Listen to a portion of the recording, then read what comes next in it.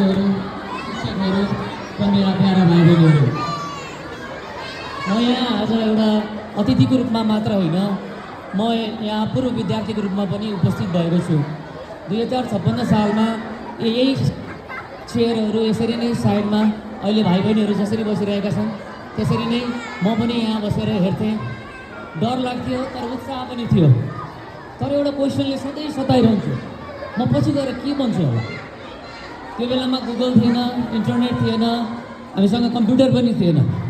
तर एउटा कुरा त्यो बेला हामीसँग थियो र त्यो सब कुरा सधैँ सबैसँग हुनेछ।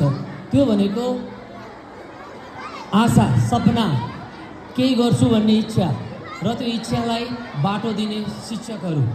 आज पनि देख्छु 30 वर्ष अगाडि हामीलाई पढाउनु भएको टिचरहरू यहीँ हुनुहुन्छ। उही उत्साह, उही उमङ्गका साथ आफ्ना विद्यार्थीहरूको भविष्यको लागि दिनरात एक हुनुभएको छ। र म यहाँ उपस्थित अभिभावकज्यूहरूलाई पनि एकदमै धन्यवाद दिन चाहन्छु।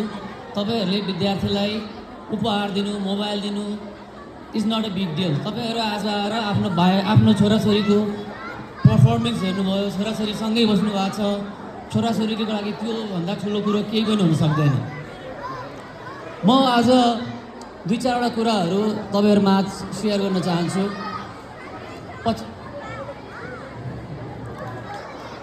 एउटा कुरा चाहिँ सबै यहाँ पहिला आउनुभएको अतिथिहरूले पनि भनिसक्नु भएको छ। त्यो कुरा चाहिँ क्युरियोसिटी। आई थिङ्क जीवनमा सफल हुनको लागि चाहिँ क्युरियोसिटी,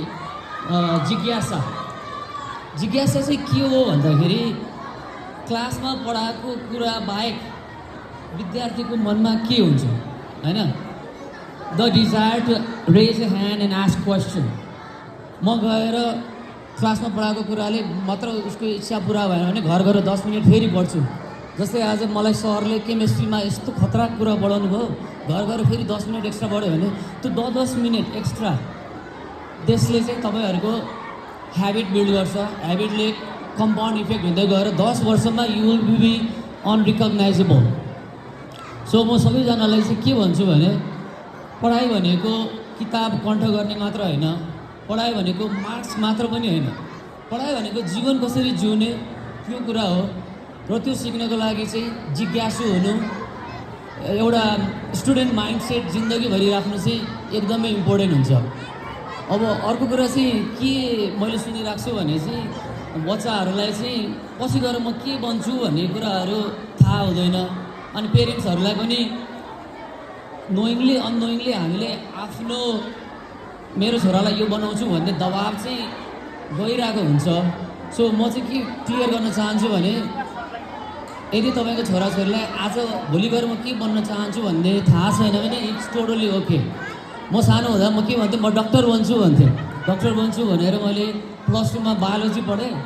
त्यसपछि लाइफमा टर्न आयो, म इन्जिनियरिङ कलेजमा गएँ, इन्जिनियर भएँ। त्यसपछि गएर MBA गर्छु भने MBA पनि गरिनँ। त्यसपछि सिभिल इन्जिनियरिङमा PhD गरेँ। त्यसपछि फेरि लाइफ मैले भन्नु खोजेको के हो भने लाइफले तपाईँलाई धेरै धेरै अपर्च्युनिटी दिन्छ। You just become ready.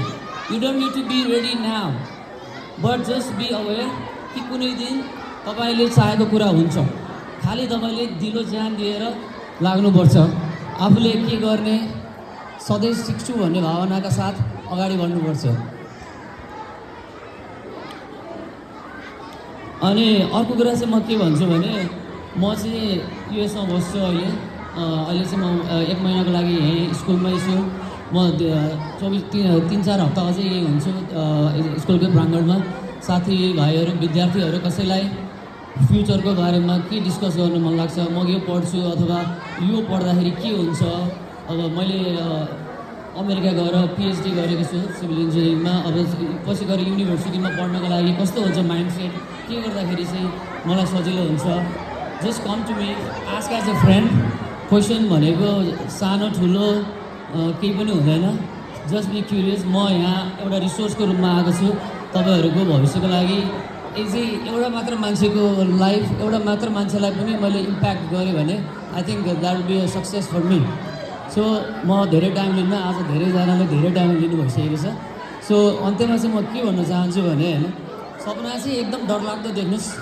डक्टरभन्दा पनि ओके डक्टरभन्दा पनि ठुलो के हुन्छ विश्वको सबभन्दा खतरा डक्टर भन्छु भन्नुहोस् न सपना यति ठुलो होस् कि लडेर पनि यहाँसम्म आइयोस् त्यो तपाईँको पहिलाको सपना यहाँ थियो भने यो ठुलो सपना लड्दा पनि यहाँ आउनुहुन्छ so you always fall in higher position so मिहिनेत सपना सँगसँगै मिहिनेत पनि गर्नुपर्छ अनि जिज्ञासा the desire to ask question आज आएर कसले मलाई क्वेसन सोध्छ हेर्छु म who wants to go forward होइन अनि अर्को कुरा चाहिँ अनि म के हुन्छु भन्दा पनि म कस्तो मान्छे हुन्छु भन्ने कुरामा चाहिँ फोकस गर्नुपर्छ कस्तो मान्छे हुन्छु भन्नुको लागि तपाईँले केही कुरा गर्नु पर्दैन आजैबाट त्यहाँ अगाडि हिँडिरहेको ठाउँमा कहाँ ट्र्यास छ कहाँ फोहोर छ I can make a difference I can be the best person म अरूले नहेर्दा पनि राम्रो काम गर्न सक्छु भन्ने कुरा चाहिँ म सबैजनालाई चाहिँ यस्तो माइन्डसेट बनाऊ यो कुरा चाहिँ पेरेन्ट्सलाई पनि लागु हुन्छ म पनि I have 2 kids am a lifelong learner so सबैजनालाई यो स्कुलको 44औं वार्षिकोत्सवको हार्दिक मङ्गलमय शुभकामना दिँदै उज्जवल भविष्यको कामना र पेरेन्ट्सहरूलाई पनि आफ्नो भाइ बहिनीहरूको भविष्यको लागि घरमा राम्रो इन्भाइरोमेन्ट बनाइदिनुहोस् अघि नै जनन सरले भने जस्तै सर्टेन रुलहरू सेट गरिदिनुहोस् त्यसले गर्दाखेरि चाहिँ सबैजनाको भविष्य उज्जवल हुन्छ यति भन्दै मेरा 2 शब्द यही टुङ्ग्याउन चाहन्छु धन्यवाद